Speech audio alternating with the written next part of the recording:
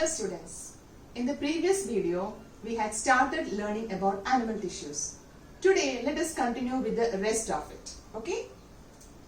As we have already seen, animal tissues are grouped into 4 types: epithelial, muscular, connective and nervous tissues. We have already learned the location and functions of the epithelial tissue and the muscular tissue. Today we will be learning about the different types of connective tissues and we will be learning about the nervous tissue. As you can see, the connective tissues, we have so many types in our body. We have the blood, we have the bone, cartilage, ligament, tendon, areolar, adipose. All these connective tissues are connecting different parts of the body. So let us learn each one in detail. Okay? So starting with the connective tissue.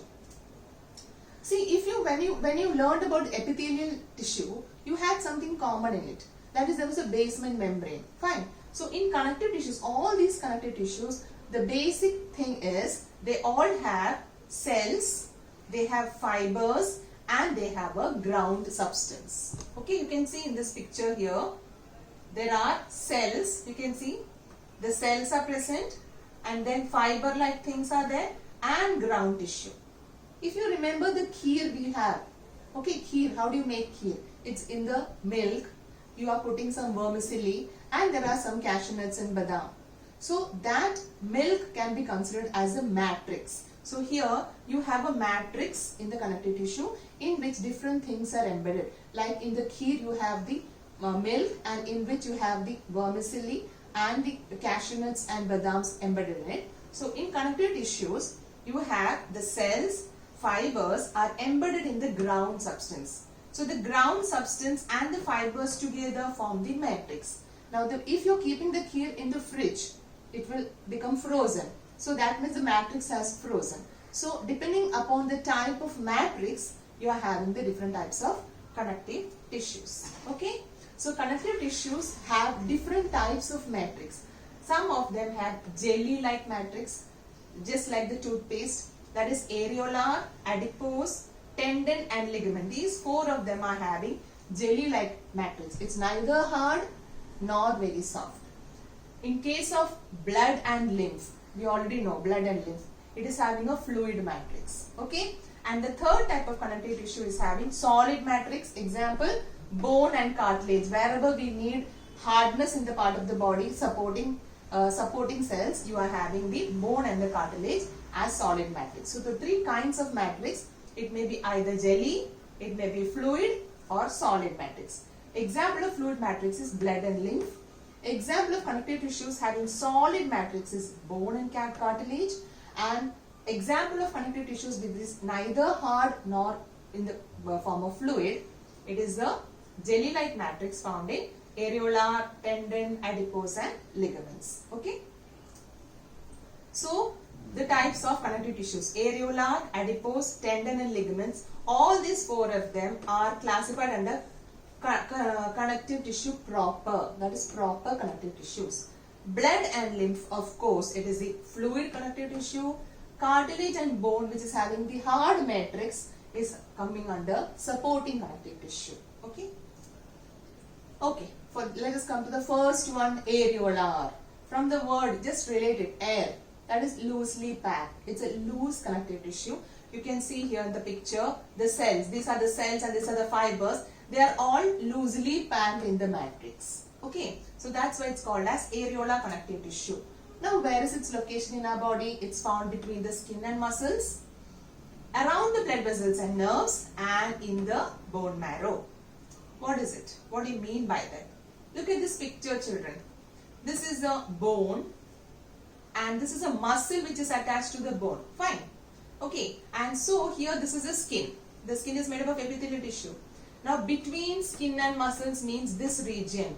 In this region you can see this, it is nicely located here. This region has connective tissue. That is areolar connective tissue is present between the skin and muscles. It is also present around the blood vessels and nerves here. It's just a filling tissue. Just like in plants, we have the cortex, which was parenchyma, was a filling tissue. In animals, it is areola, which is a filling tissue. It is found around the blood vessels and nerves and in the bone marrow. What is this bone marrow? you know, in long bones, when you take the structure of the long bones, you know, the bones inside there's a canal-like structure where you have the bone marrow, and the bone marrow is a place where the RBC cells are made. Clear? So the bone marrow is also made up of areolar tissue. Now what do you talk about the functions? Fills space inside the organs, supports the internal organs, and it helps in repair of tissues. So whenever you have a wound somewhere and it gets renewed, it's the areolar tissue which is formed there. So these are the three main functions of the areolar tissue. In the exam, if they're asking you the location, please write the answer. It is present between skin and muscles, around the blood vessels and nerves, and in the bone marrow. If you are asked the functions, it fills space inside the organs, supports the internal organs, and helps the repair of tissues. Okay. Coming to the second part, adipose. Adipose tissue is a fat tissue. You can see here, these are the fat cells which is called adipocytes. Here also they are loosely arranged, a loose connective tissue, loosely arranged. Okay, see this one cell completely filled with the fat. Okay, you can see all of them are fat, stored fat in the cells, and the nucleus is pushed towards the periphery. So this is called adipocyte or the fat tissue. Where are they found? They are found below the skin. You know the skin is made up of epithelial tissue, but below that you have adipocytes or the adipose tissue, and it is present between the internal organs. See children, when you buy something or when you order something online, it comes in a carton.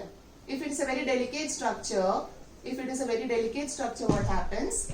Those things are packed with thermocol so that it doesn't get damaged. So the thermocol which is used as a packing material can be related to the adipose tissue. So adipose tissue forms a cushion around the internal organs. Okay, you can see in this picture here children, see this yellow color, whatever you see here, it's adipose tissue. See, adipose tissue is present below the skin, and see surrounding the internal organs is there around the heart, around the lungs, around the kidneys and all, you see. So it is like a cushioning structure around the organs, and so it is it is acting as a cushion like structure, and it also acts as an insulator. That is, it will trap heat. You know, polar bears in winter season, how do they survive? They eat so much, and so much of fat is stored under the skin. So because of that fat, the fat acts as an insulator and helps them to survive in that extreme cold conditions. And people who are fat, you know, they have lot of fat tissue under their skin, and they feel too much they will be sweating too much. Okay, so adipose tissue is actually the cells which are storing fat. Third one, that is a blood. It's a fluid connective tissue. Okay, and you know blood, it flows. So you know the matrix is fluid matrix. It's called as plasma. You can compare it to the kheer. Okay, so in the kheer what is there? You have the milk, and you have some things which are floating in that kheer. It's called as a formed elements. Okay, RBC, WBC and platelets are the different cells floating in plasma. They are called as the formed elements. You can see here the red color cells are the RBCs, these are the WBCs, and irregular shape is the platelets. Here also you can see here RBC, WBC and platelets. Okay, so they are flowing inside the blood vessels. Why they are flowing in the blood vessels? Because the matrix is fluid. And why? What is the requirement of that? Because the blood has to transport. What is its function? See, it transports genes, digested food, hormones, waste material. So the blood is connecting all the parts of the body, carrying the raw materials to the cells, bringing the waste products to the excretory organs. So blood is a fluid connective tissue because of its function of transportation. Now I told you what is it made up of. It's made up of a fluid matrix called plasma, and the plasma is made up of protein, salts and hormones. You know children, this plasma forms 90% of the blood. The blood is made up of 90% this fluid or the water, and 10% only are these cells. Okay, so this fluid nature is because of the presence of water, and that is actually having protein, salts and hormones dissolved in it. And the functions of these three we already know. RBC helps in carrying oxygen.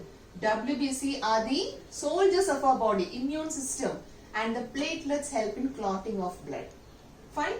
So remember the composition and the functions. You see this WBC which you are seeing here, it's not only one type, it's made up of different types of cells. You can see this formed elements of blood. What do you mean by formed elements of blood? This one.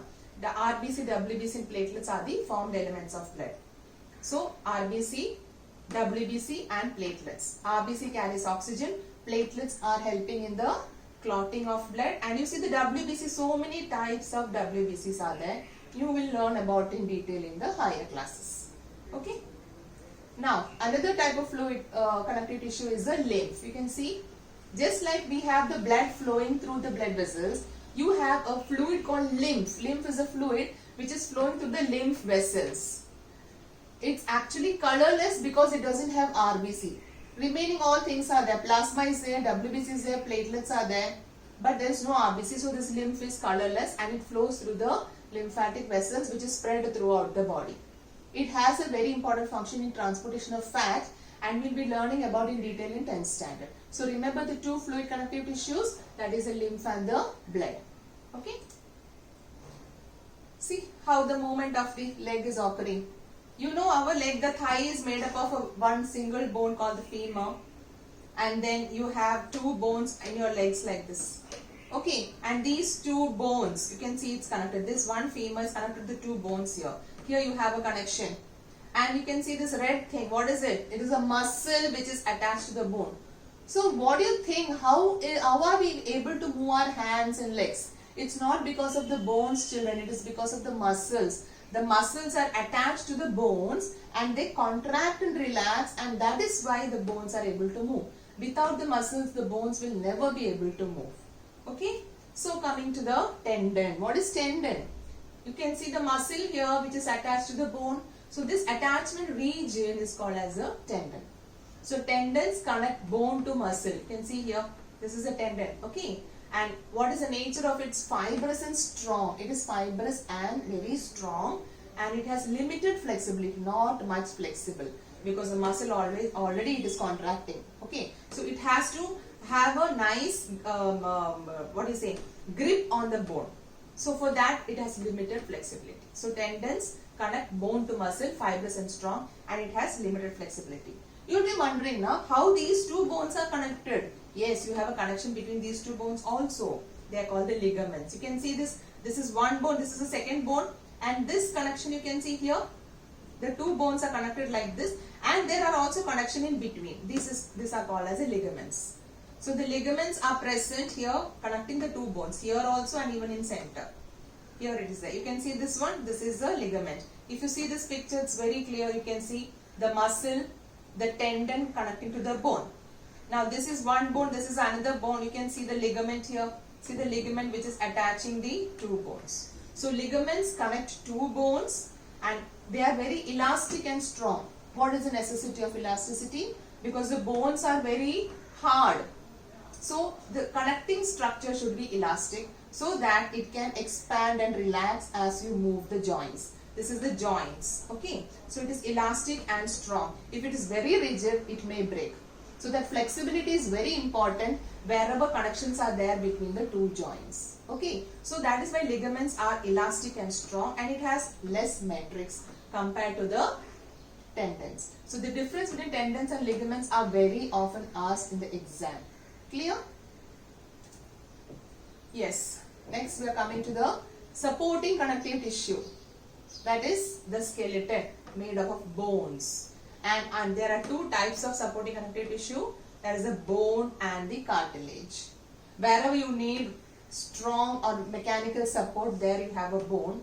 In some places you need flexibility and strength, like in plants you learned about collenchyma. You need strength also, you need flexibility also. That is example. So here it is a cartilage where it has similarity with the bone but not so hard matrix. So there is difference between both of them. Let us see.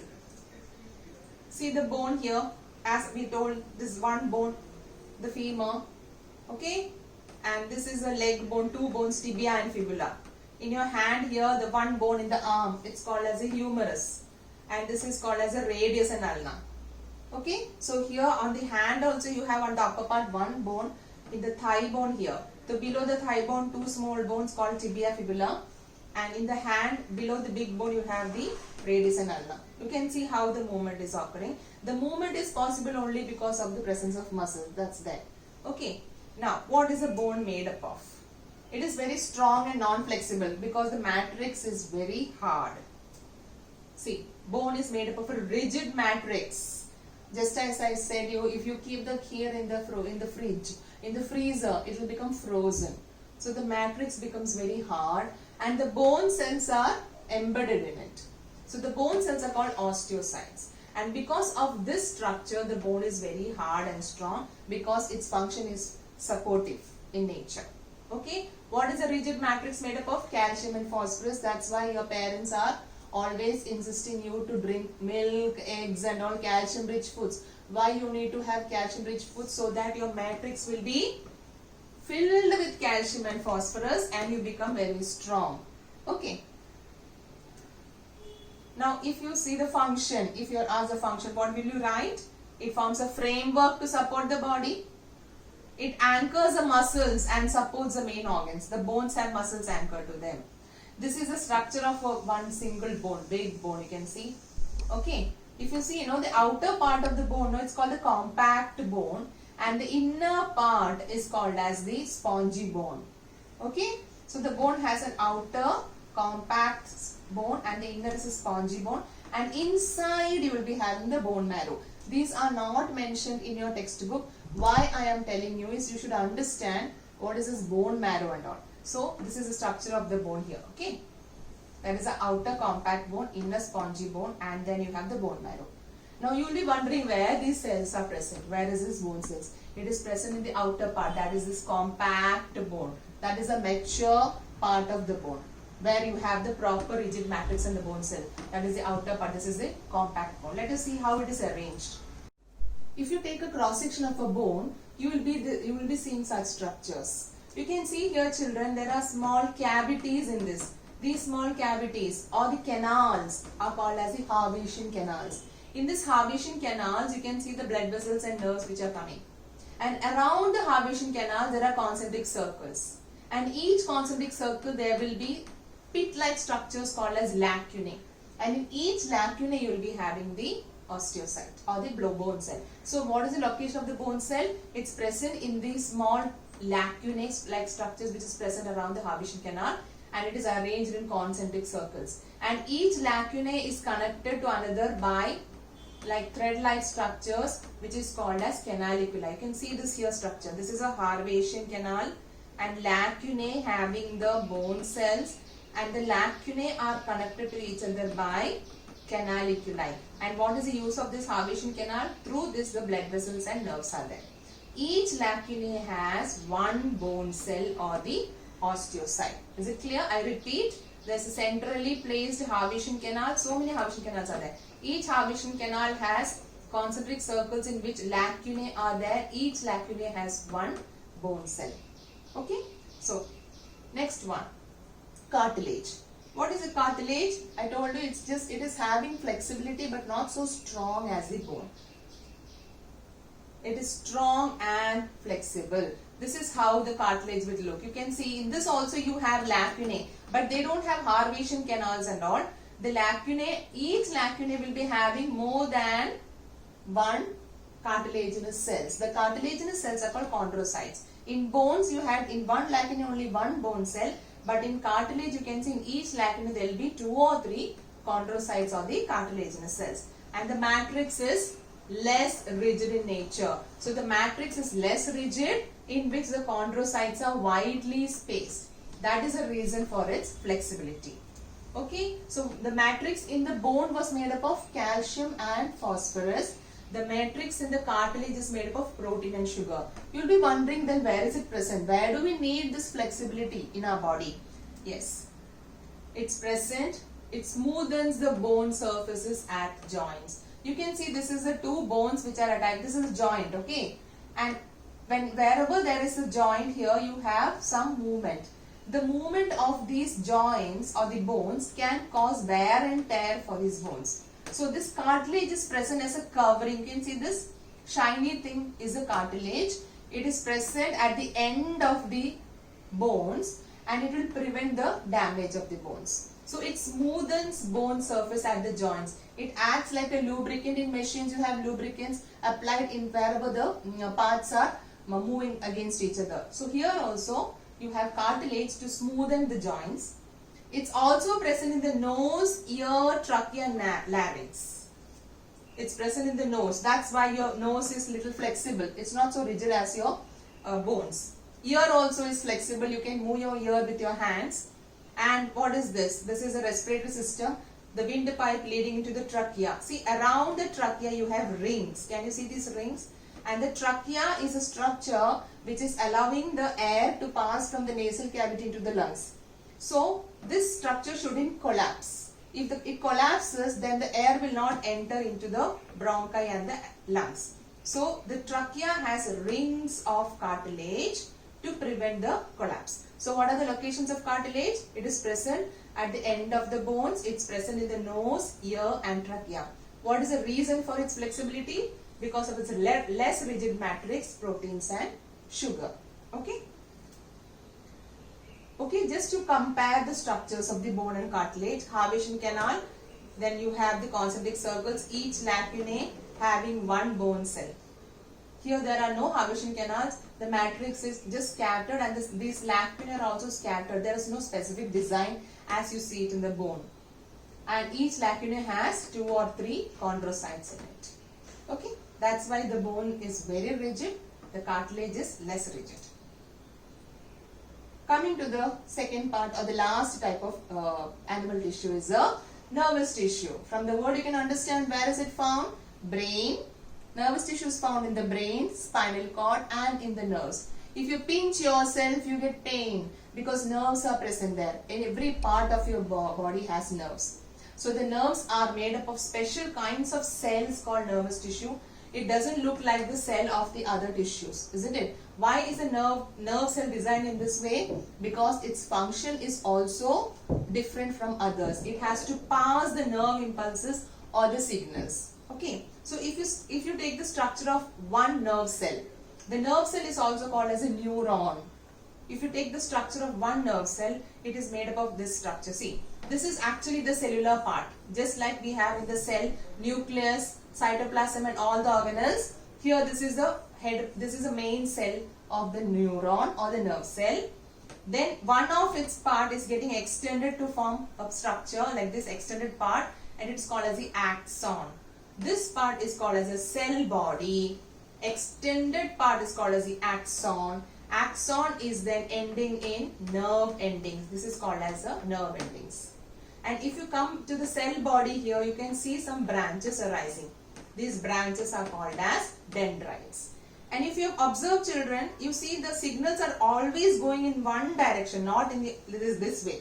It starts from the dendrites, comes to the cell body, goes through the axon and goes here till the nerve endings. And from here the next neuron starts. So this is how the nerve impulses pass in our body. What is its location? Brain, spinal cord and nerves. Okay. Just observe this picture. This is a picture of a hand, anatomy of a hand you can see. The skin is made up of, we have learned in the first video, it's made up of stratified squamous epithelium. Below that, this red color, this is the muscle cells. Muscles are voluntary muscles. We have learned about this also. After that, you can see the blood vessels and nerves here. Okay, the blood vessels are made of having blood in them. See, the blood tissue made up of plasma and the RBC, WBC, etc. Nerve tissue we have learned just now. See how cell body, axon and dendrites are seen. Then you have the bones on which the muscles are attached. The bone tissue, you can see the Haversian canals and the concentric circle. And think the connection between that is a space between the muscles and the skin filled with the areolar tissue. It's a filling tissue. So you can see one part of the body if you take, you can find all the types of tissues we have learned. Clear? So let us revise or let us see whether you can answer these questions. Give difference between tendons and ligaments. Okay, see this picture, tendon connecting the two bones, tendon connecting the muscle to the bone and ligament is between the two bones. Can you see this? So now see the difference. Tendons connect bone to muscle, ligaments connect the two bones. Okay, fibrous and strong. Tendons have to be fibrous and strong because it is connecting the muscle to the bone. Ligaments have to be elastic and strong because the bones are very hard. The movement is possible only if the joining is elastic in nature. It is having limited flexibility, but ligaments are having less matrix. Coming to the next one. Difference between bone and cartilage. You can very easily say it's strong and non-flexible bone, whereas a cartilage is strong and flexible. What is a bone made up of? Matrix, calcium and phosphorus. Here the matrix is made up of proteins and sugar. And what is its function? Framework to support the body. It anchors muscles and supports the main organs. What about the cartilage? It is smoothening the bone surfaces at the joint. Where else it is present? It is present in the nose, ear, trachea and larynx. Okay, they can ask you the either way. They may give you the location and ask you to name the type of tissue present in these areas. Give difference between areolar and adipose tissue. Areolar between skin and muscles, around the blood vessels and nerves, and in the bone marrow where the blood cells are made. Adipose tissue is present below the skin and between the internal organs, acting as a cushion-like structure. Second point is the function: fills space inside the organ, supports the internal organs, and it helps in the repair of tissues. And adipose tissue stores fat and acts as a insulator. Now children, can you identify the type of tissue related with the following functions? I suggest you do it on your own. You pause the video, okay, and just take time to answer and then go forward with the video to see the answers. Okay. Smoothens bone surfaces at the joint, cartilage. Repair of tissues, areolar. Stores fat, adipose. Connects bone to muscle, tendon. Formation of bone marrow, areolar. Connects bone to bone, ligament. Connective tissue around the trachea is the cartilage. Continuing with that, acts as an insulator. Here also you pause the video, answer it, and then again check your answers. Act as an insulator, adipose, fluid matrix, blood and lymph, repair of tissues, areolar, conduction of nerve impulses, neuron. Nerve cells are also called neurons. Flexibility of ear and nose, of course, cartilage. Shock absorber under the skin, adipose. Fill space inside the organ is areolar. Okay. Now, this is diagram based questions can come for the exam. Can you identify? Here also you pause the video, answer yourself and then see for the answers. Okay. A, B, C, D, E. You have to label it. What is A? It's a muscle. What is B? B is a bone. It's bone here. C. C is connecting the two bones, so it is a ligament. D. D is a connecting the muscle to the bone, it is a tendon. E is a cartilage present between the two bones. Fine. So students, that was all. So many types of animal tissues in our body, isn't it? It was wonderful, isn't it? So in 9th standard you have learned the type of animal tissues in our body. In 10th standard we will be learning about the different types of organ systems. That is, each organ made up of different types of tissues. Each organ system made up of different types of organs. Okay? So keep revising. Thank you.